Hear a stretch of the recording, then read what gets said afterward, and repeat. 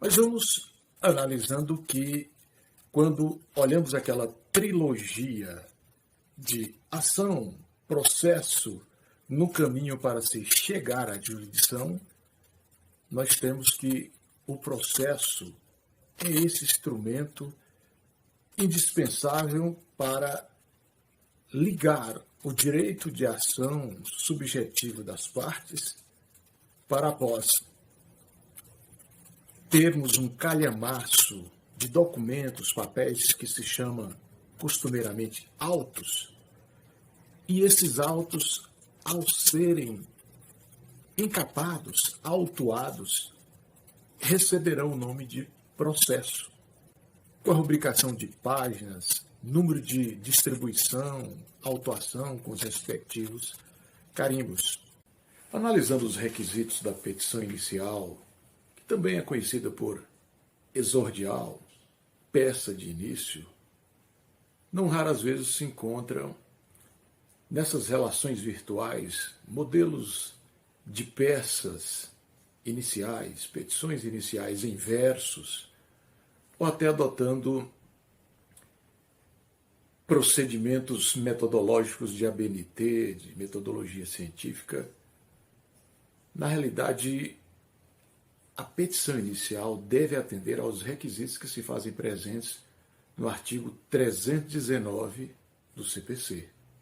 Ali estão bem delineados o mínimo que se deve ter nessa peça de endereçamento, de qualificação das partes, com seus respectivos endereços, documentos, endereços eletrônicos também, que hoje é indispensável. Estamos no momento de relações virtuais, eletrônicas, e a maioria dos contatos processuais serão feitos hoje por meio desse meio. De modo que devemos seguir essas orientações que se fazem presente aí no artigo 319. Uma petição inicial tem que ter um endereçamento. A que juiz será encaminhada essa peça? A que vara? Quem é que tem competência territorial, de matéria, para estar recebendo essa petição ou para ela ser protocolizada ali, inclusive evitando perda de tempo, prejuízo, demora até que se chegue ao juiz competente, a vara que deveria ser protocolizada, pode até ocorrer a prescrição do direito. É muito importante saber promover o endereçamento dessa peça de início, ali em caixa alta, maiúscula, excelentíssimo senhor, doutor juiz de direito da primeira vara civil da comarca, da cidade tal, estado tal. Depois recomenda-se, após o endereçamento, resguardar uma meia lauda aí da folha que está sendo impressa a petição inicial, sendo confeccionada, para que nesse espaço o cartório distribuidor possa ali colocar número do protocolo, dos registros de autuações e aquilo que se fizer necessário. É claro que estamos num tempo de relações virtuais no processo, tudo digitalizado, mas poderá existir uma circunstância em que se tenha a necessidade ainda de colocar esses registros, numerações, aí nessa folha de rosto da petição inicial, que esse espaço resguardado para anotações do cartório, da serventia, do juiz, e porque também demonstra uma boa apresentação. Quando o juiz pega uma petição inicial que logo após o endereçamento tem-se o início da qualificação das partes em resguardar um mínimo de espaço, resta caracterizado uma apresentação ruim, de texto exprimido, imprensado, mal apresentado aos olhos de quem vai ler, vai corrigir, vai julgar e vai decidir. Portanto, vale aí a recomendação, após o endereçamento, deixar o espaço aí razoável para se iniciar, na sequência, a qualificação da parte autora dessa petição, com seu nome, endereço, documentos pessoais, CPF, identidade, o domicílio dele, para que ele possa ser chamado no processo para as intimações, comunicações dos atos processuais que estão acontecendo. E agora, o artigo 319 também traz uma exigência que é o endereço eletrônico. Estamos num período onde as relações virtuais ganham predominância. Processo judicial digital, processo judicial eletrônico. E essas ferramentas estão todas sendo utilizadas.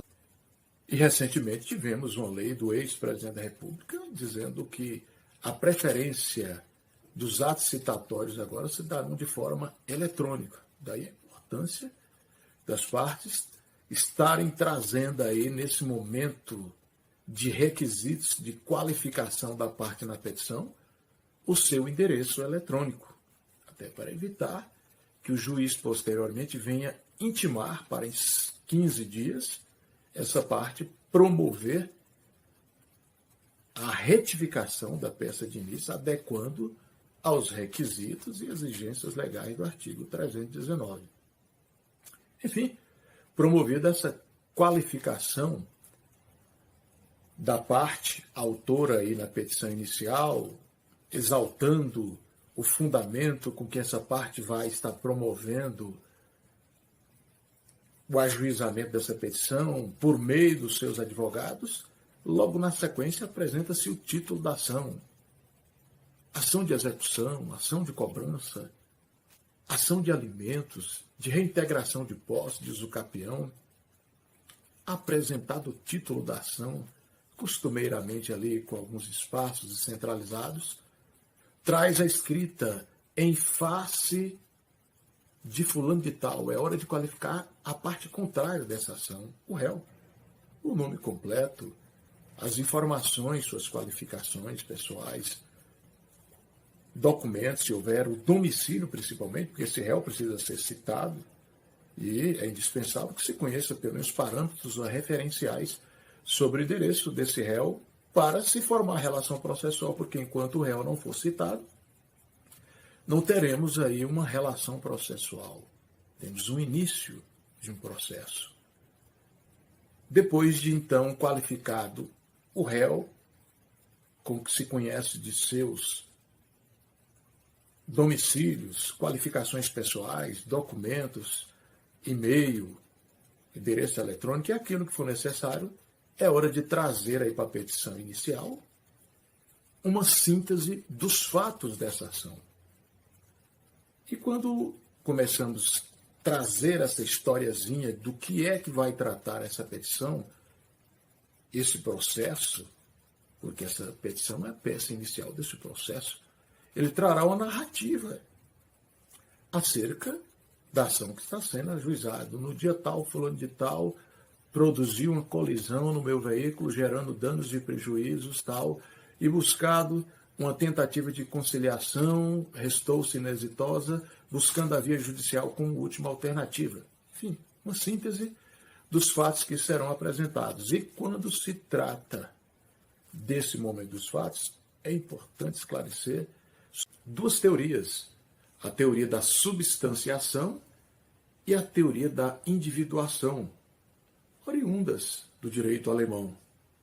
A teoria da substanciação adotada pela legislação processual civil traz a lição de que na petição deve, sobretudo, aparecer o relato dos fatos, a história que vai envolver esta petição, que vai dar origem a um processo.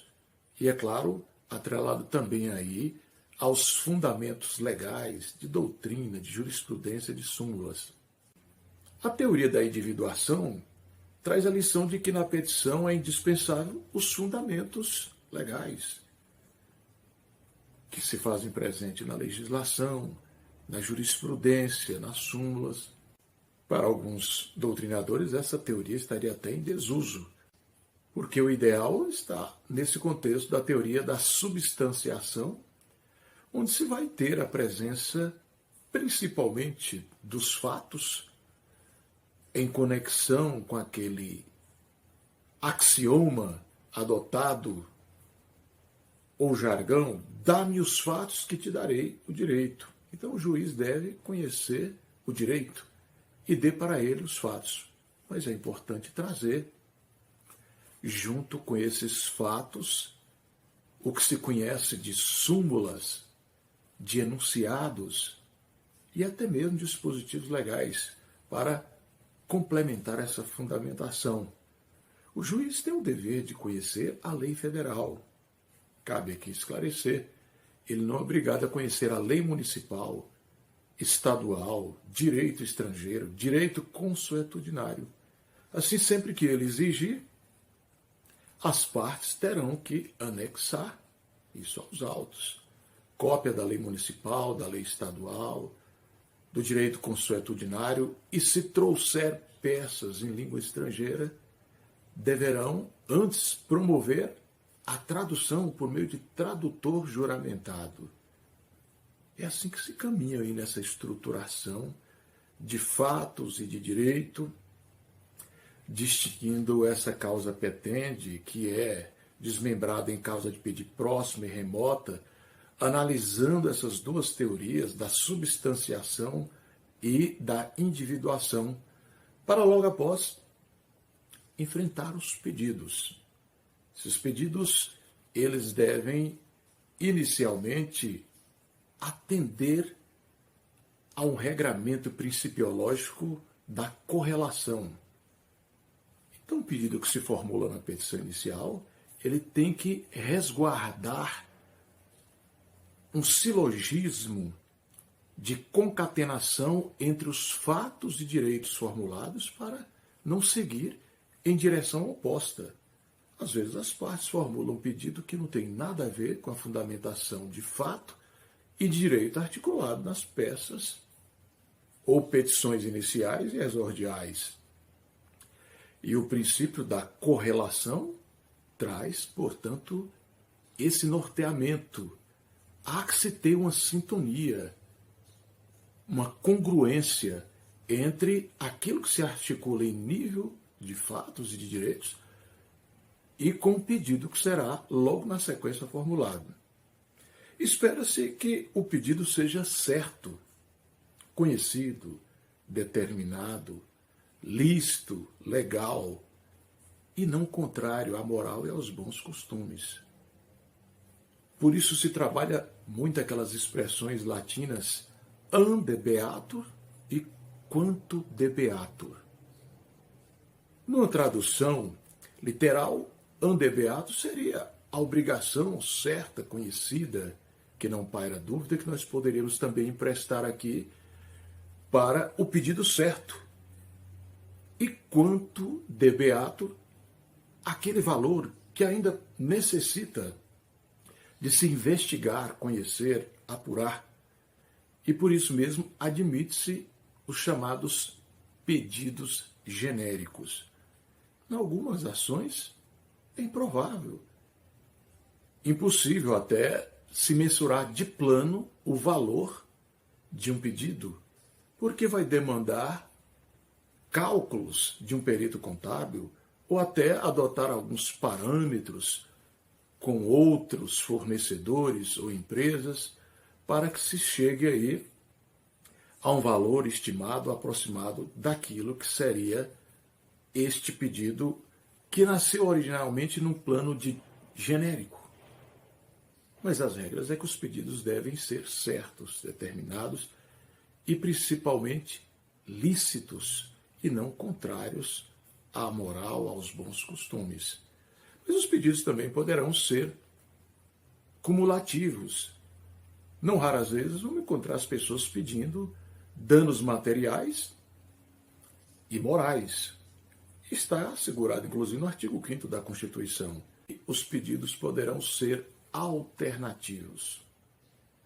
Pode-se possibilitar que a parte faça isso ou aquilo outro. A exemplo do que se dá lá no Direito das Coisas, no capítulo do Direito das Coisas, em relação aos bens perdidos e logo após achados ou descobertos por uma pessoa. Aquele que achou terá direito à indenização mínima de 5% que pode ser até elevado esse percentual pelo magistrado de acordo com as despesas que ficarem comprovadas por essa pessoa que descobriu o bem perdido, a carteira com todos os seus documentos, o celular, pelas diligências que foram articuladas e até o grau de atuação dessa pessoa aí em conservar e proteger esse bem. O juiz pode elevar esse valor. Isso está lá no artigo 1234 do Código Civil.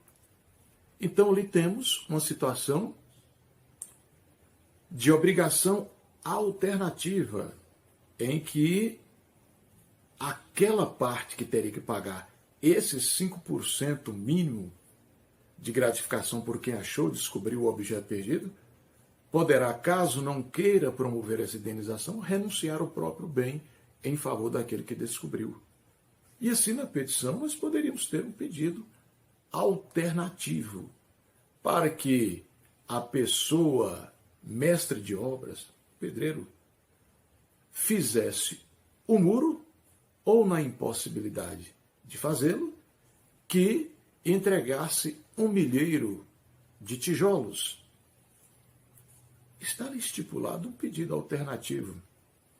E, nesse caso, qual seria o valor da causa nessa petição? O pedido alternativo de maior valor. Mas ainda se apresenta aí, nesse contexto doutrinário processualista, os pedidos que podem ser principais ou acessórios, ou subsidiários. Né? O pedido principal, aquele que vem à tutela imediata do juiz. Os acessórios, que são decorrentes desse pedido principal. Quero que me pague o valor tal. Mas, além disso, que se promova os acréscimos de reparação em relação aos prejuízos gerados no imóvel, na casa, na cerca. Pedido acessório. No outro lado, verifica-se comumente muitas partes articularem um pedido principal e um pedido subsidiário. Pedem que o juiz defira uma tutela para se cumprir determinada obrigação civil e, na impossibilidade de se deferir esse pedido, que seja deferido um outro de forma subsidiária, que seja cumprido determinado serviço ou efetuado determinado pagamento. Isso se apresenta aí na doutrina processualista civil como pedido subsidiário. Mas, enfim, verifica-se ainda lá do artigo 319 que as partes poderão se louvar nesses pedidos de uma audiência de mediação e conciliação. Tentar conciliar, fazer um acordo. O número de processos nas prateleiras são inúmeros. Pedir é possível uma mediação e conciliação, mas até 10 dias antes da audiência, o réu poderá interpor uma petição pedindo a desistência dessa mediação e conciliação. Por exemplo, ele não se sente mais à vontade, está ali transigindo com o autor da ação. Mas temos, enfim, que a parte, nesse rol de pedidos, poderá ainda protestar por todos os meios de provas admissíveis em direito. Às vezes quer uma prova específica, pericial, pede que o juiz designe, que nomeie um perito e as partes indicarão seus assistentes, ou apenas está interessado numa instrução e julgamento, já traz o rol de testemunhas nesta petição inicial, com seus respectivos endereços.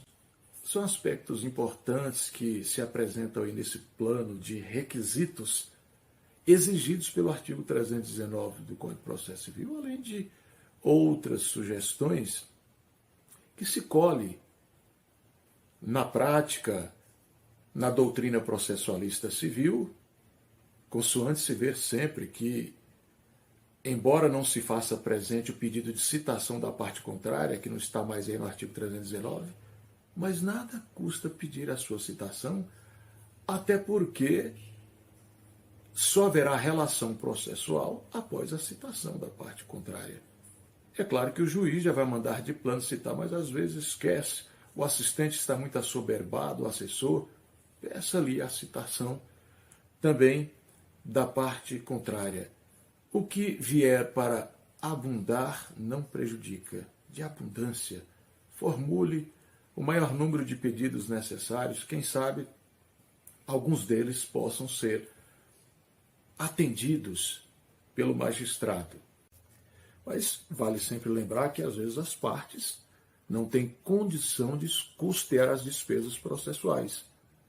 E assim elas poderão pleitear o deferimento da assistência judiciária com fundamento na Lei 1060/50.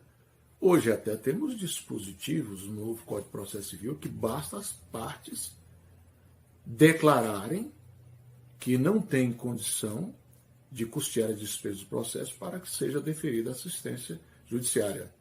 Mas essa assistência judiciária poderá ser impugnada pelas partes aí no processo. Basta que se verifique que quem pleiteou apresenta uma condição financeira razoável e estaria retirando essa oportunidade de uma pessoa merecedora de estar aí buscando a assistência judiciária no processo. No que alude ao valor das causas, que também deverão ser consignados aí na petição inicial, observa-se que a legislação traz a circunstância de que, tratando-se de cobrança de dívidas, o valor será o da dívida acrescido das penalizações e juros. Nós ainda teremos algumas ações que poderão trazer a discussão envolvendo negócios jurídicos no sentido de revisão, rescisão, desconstituição, e nesse caso o valor da causa será o do negócio. Lá do outro teremos aí que podem surgir pedidos subsidiários. E nesse caso o valor da ação será o do pedido principal. Já nos pedidos alternativos, o de maior valor. Nos pedidos cumulativos, o somatório dos pedidos. Se tivermos diante de uma ação de alimentos, o somatório de 12 prestações daquelas que se espera pleitear ou cobrar durante o processo. São alguns regramentos que estão aí em relação ao valor da causa. Importante sempre lembrar que, se tivermos diante de ações voltadas para divisão, demarcação, muito utilizados aí na zona rural e até também na zona urbana, o valor da causa será estimatório. Traz-se aí uma estimativa do que se imagina seria, ao final, aquele bem que está aí passando por uma ação divisória ou demarcatória e que, ao final, o seu valor chegará a esse plano para se inserir na causa. Mas também essa questão de se estimar o valor das causas é essencial, principalmente porque teremos muitas circunstâncias que a parte pleiteia a assistência judiciária. E ela pode fazer isso estando, inclusive, acompanhado por um advogado. Muitas vezes a comarca não tem defensores públicos. E o advogado é amigo da família e quer ali atuar, auxiliando o seu cliente. Nada impede que, estar acompanhado por um advogado, não se possa formular um pedido de assistência judiciária, mas da legislação é bem claro que é essencial que a petição venha com um valor da causa, porque ele trará parâmetros, seja de ordem fiscal, para o juiz posteriormente mensurar algum tipo de condenação ao final, ônus de sucumbência. É essencial se trazer esse valor aí em parâmetros, estimativas, que também não esteja tão longe da realidade, porque o juiz, até de ofício, ele poderá corrigir o valor da causa, fora a possibilidade que se tem das partes, o Ministério Público, apresentarem requerimentos impugnando a esse valor da causa apresentado na petição inicial. No tocante ainda ao valor da causa na petição inicial, cabe esclarecer que muitas vezes as partes não colocam o valor adequado. Por exemplo, numa ação de alimentos, a lei estipula que deve ser o valor de 12 prestações. Quanto é que você está pedindo de alimentos para o pai que está separado? R$ 300, multiplica 12 vezes esse valor que está ali. E às vezes não se coloca esse valor para pagar custas processuais menores. A impugnação também poderá existir em relação ao valor da causa. Mas a petição inicial também deve ser acompanhada por documentos indispensáveis. Primeiro, a petição deve ser seguida pela procuração adjudícia se o autor dessa peça de início não está aí numa condição de advogado em causa própria, advogando para si mesmo. Nesse caso, dispensa-se essa presença da petição estar aí acompanhada da procuração adjudícia.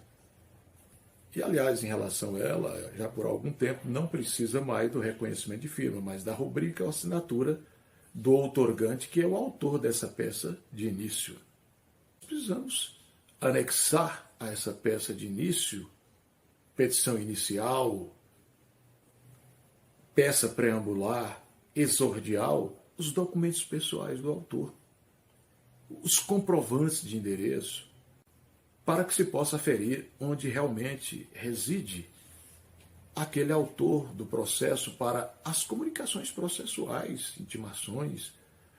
Às vezes não localizou o advogado e precisa intimar pessoalmente o autor.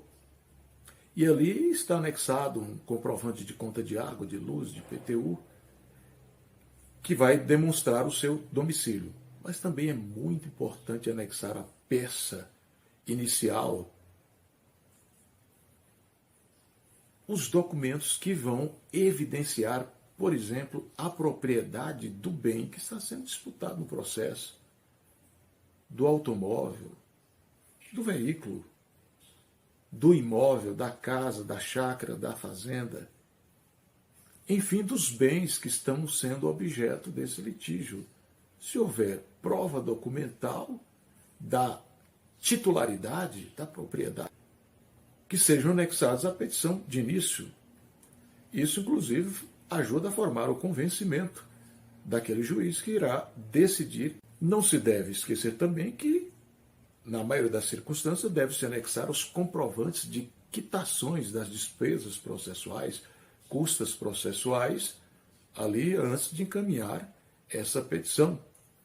É claro que quando a parte estiver aí valendo-se da assistência judiciária, estaria dispensado nesta situação. Então, a parte, costumeiramente, após trazer toda essa estrutura aí na sua petição inicial, ele vai ter o zelo de não formalizar um pedido que esteja em contradição à sua arguição fática e de direito nos tópicos anteriores, que aqui já tratamos deles.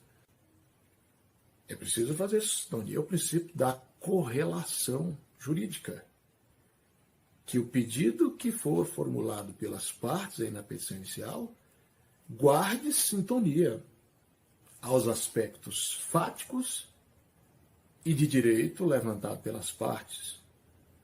De repente, o subscritor da petição inicial trata de um fato, traz fundamentos jurídicos noutra direção e faz um pedido exatamente em situação diametralmente oposta àquilo que está nos fatos e nos fundamentos jurídicos que foram elencados na petição inicial.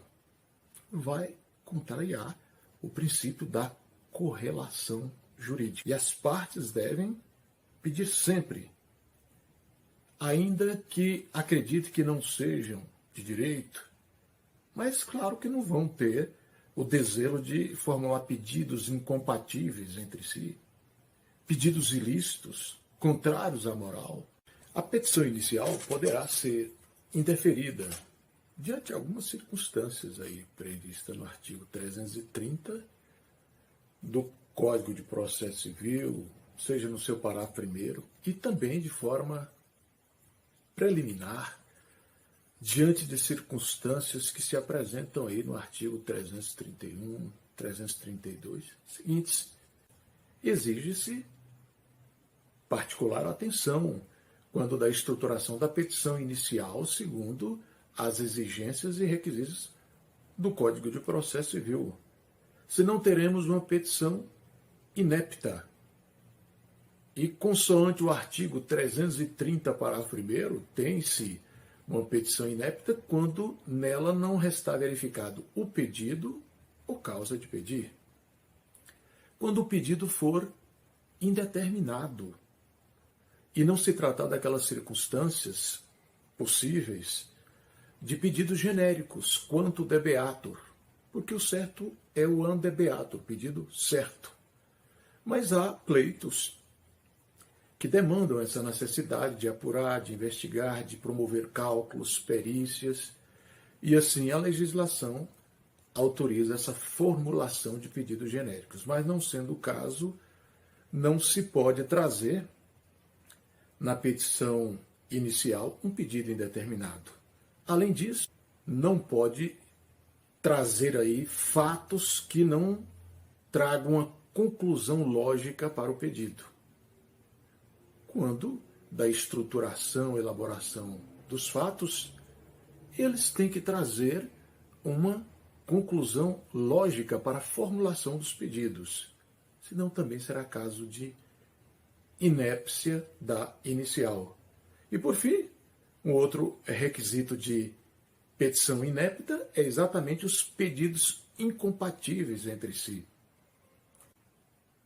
Há que se verificar que os pedidos até podem ser formulados de forma cumulada, como se verifica dos danos materiais, morais. Há essa admissibilidade, inclusive na Constituição Federal, mas em muitas circunstâncias, os pedidos guardam entre si ritos, procedimentos bem diferenciados. Vai encontrar um rito especial, por exemplo, numa regulamentação de visitas de crianças que demandam a presença de uma psicóloga, de um assistente social, de fazer estudos, de fazer acompanhamento, e de outro lado a pessoa está pedindo alimentos ou divórcio ou separação judicial que caminham, na maioria das vezes, principalmente aí o divórcio e a separação, por um rito de procedimento comum que se afigura hoje no Código de Processo Civil de 2015, porque antes tínhamos no CPC de 73 o procedimento comum ordinário e sumário, agora apenas o procedimento comum e especial. Mas, enfim, essa petição também poderá ser indeferida preliminarmente se tiver diante de uma situação de prescrição ou decadência, que não resguarda ou assegura as condições da ação, legitimidade e interesse das partes. A possibilidade jurídica do pedido foi afastada com o novo Código de Processo Civil.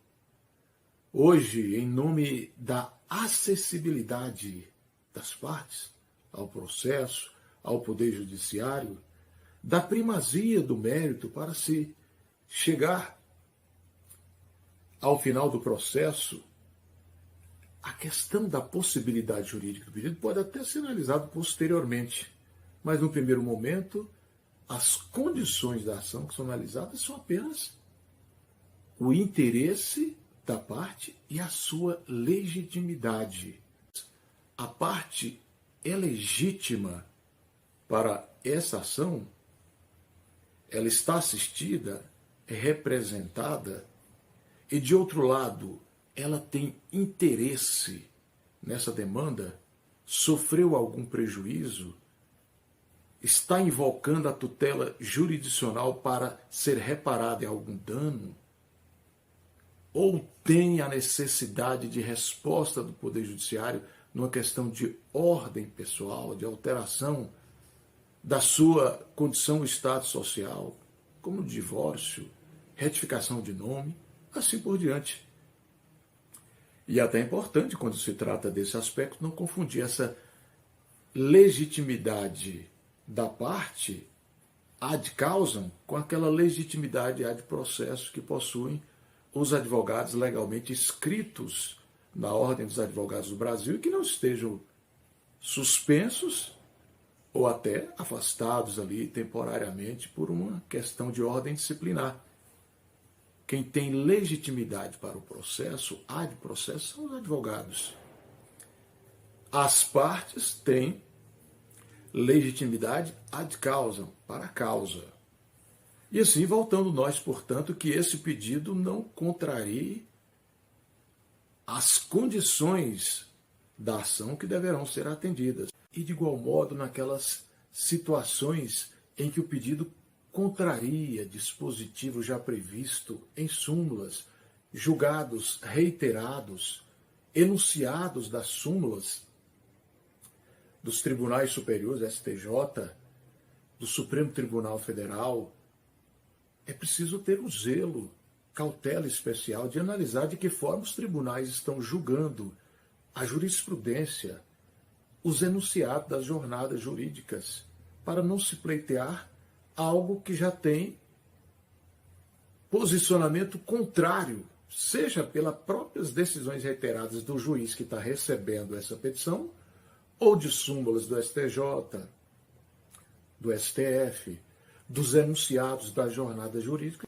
para não incorrer no indeferimento preliminar da petição de início que está aí sendo articulada para estruturar um processo e receber uma decisão judicial. Mas, noutras hipóteses, poderá até existir e deve resguardar-se sempre a possibilidade de intimar as partes para, em 15 dias, emendar a petição inicial. É um pouco do que poderíamos tratar aqui desta peça inicial, exordial, desta petição inicial que vai ser o início desse processo enquanto instrumento para estruturar o direito de ação das partes. E ali o juiz poder dizer o direito na prestação da tutela jurisdicional. Se você gostou dessas informações, desses referenciais práticos, teóricos e até legais, se inscreva em nosso canal. Vá lá no YouTube, procure o nosso nome. É simples, faça a sua inscrição. Se quiser deixar também algum pedido de informação, comentário, ou até uma curtida, deixe o seu like. De cá nós vamos permanecendo agradecidos, gratos pela sua participação, pelo seu ato de interagir, que é um termômetro para o nosso trabalho aqui, a nossa atividade enquanto professor universitário, especialista, mestre em Direito, doutor em temática de Direito Socioambiental, e assim permaneceremos estimulados a continuar compartilhando esses conhecimentos. Da nossa parte, foi um prazer. Aguardamos a sua presença lá em nosso canal. Um abraço.